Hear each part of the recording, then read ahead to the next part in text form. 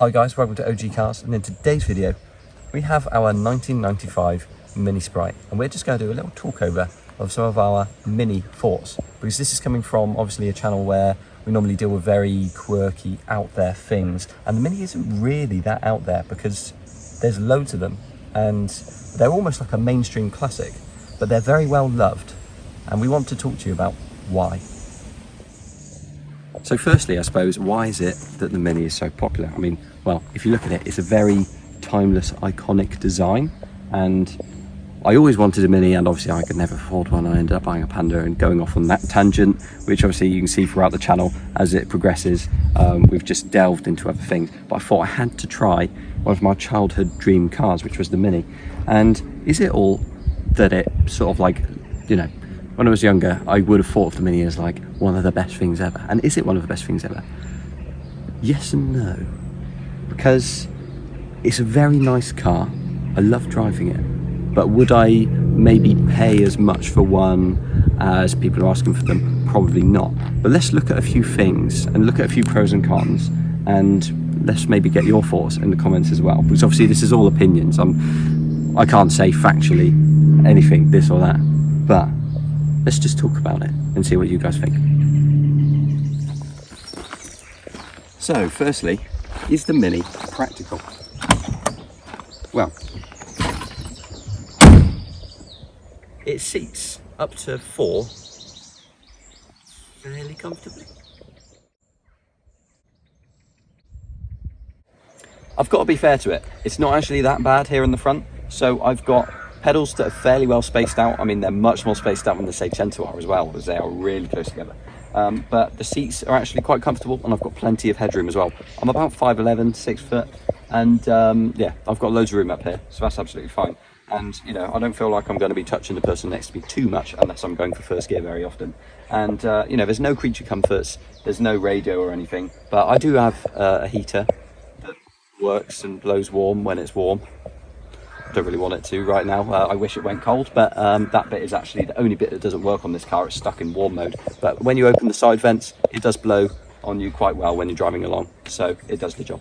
But getting in and out the back, a little bit of a pain. These bigger seats, obviously, they're more comfortable to sit in the front, a bit harder to get in and out of on the back when you're trying to sort of fold it forward and trying to fit through the gap. And the rear headroom, because it sort of goes backwards a bit, it's sort of a bit closer at the back, but to be fair, it's still not the worst place to be. The suspension though, as I said in the last video, quite hard, so you are going to fly up and bounce around a little bit, but it's a Mini. So as for the boot, as you can see, there's not loads of room, but it's actually not that bad. Obviously you've got your fuel tank in here, got the washer bottle on that side on here, but you've got plenty of room here still anyway. I went camping in this the other week, and I managed to fit 2 massive bags in here with all of my stuff. Managed to fit my little gas hob in here, a full duvet, double duvet, and pillows. And I just about, ramming it in, managed to shut it. So I was quite impressed.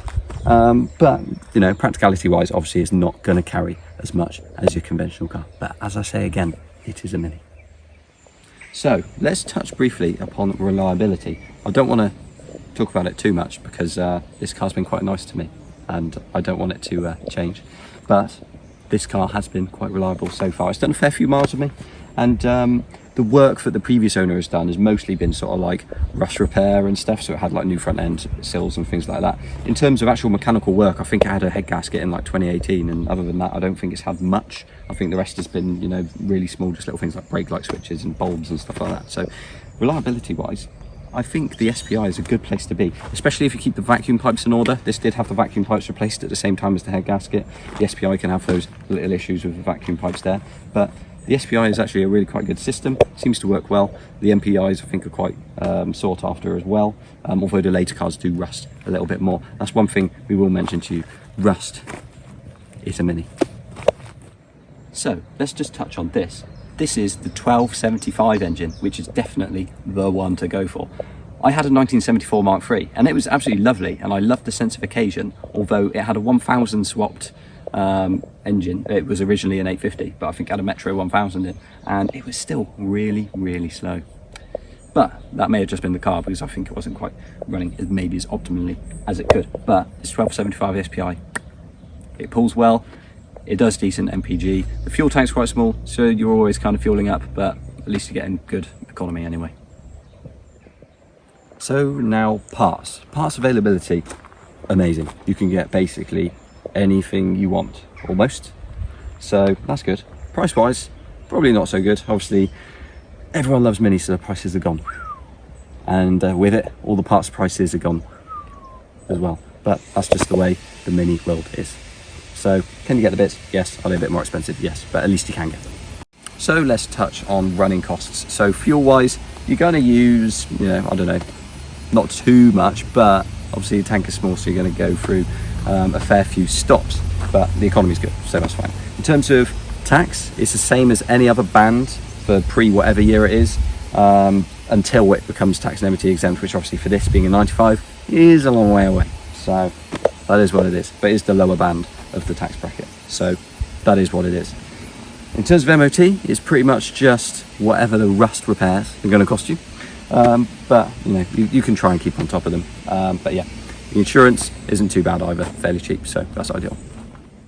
So I think the last thing is to touch upon the sense of occasion, which I must admit you do get in the Mini. When you're driving it, you know you're driving it because everyone looks at you, and it's just the feel of the drive. And I've got to say it, like the steering wheel there, it feels like you're driving a go-kart, and the way it handles and everything around corners, it is really good fun, I must say. To track around corners, just to drive in general, it's just great fun. And obviously the receivership you get from the public is amazing. In the yellow one, I just had everyone going, "Oh, hey, Mr. Bean." But in this one, I have had Mr. Bean a couple of times. But it's what people do. It's a Mini. But yeah, it is just a great sense of occasion, and it is quite special. So if you're thinking of buying a Mini, just try one. Try and find one which isn't too rusty, because you can spend quite a lot on panels and getting them welded in. But I keep going back to it. It is a Mini. So I suppose to wrap it up, is it all it was hyped up to be? Yes, but it came at obviously a bigger cost, because you're going to spend so much more on the car, and certain parts are going to cost you a bit more. But if it's something you want, then the Mini is definitely one very fun thing to try. It's great fun to drive. I'm not going to say it's like the best thing for cramming 4 people in and trying to get as much stuff in the back as you can, but it's just good fun. And it's something that I'm using this as a daily driver, and it's still just really good fun, and I don't have to take people with me. I just take parts with me and stuff, so it's absolutely fine for that, and it does decent economy. But the only thing I find is I'm at the fuel station quite a lot, filling the tank back up. But it is really good fun, and I recommend it to anyone. So I hope that's helped some of you guys. If you guys got any thoughts, then please put them in the comments below. Obviously on earlier models you've got less creature comforts again, and it's slightly different characteristics, but the recipe for the Mini is all the same. As I say, if you've got any comments, put them in the description below, and obviously if you want us to do any more videos on anything in particular, then let us know as well. Thanks for watching this video, guys. Like, comment and subscribe, and we'll see you all in the next one.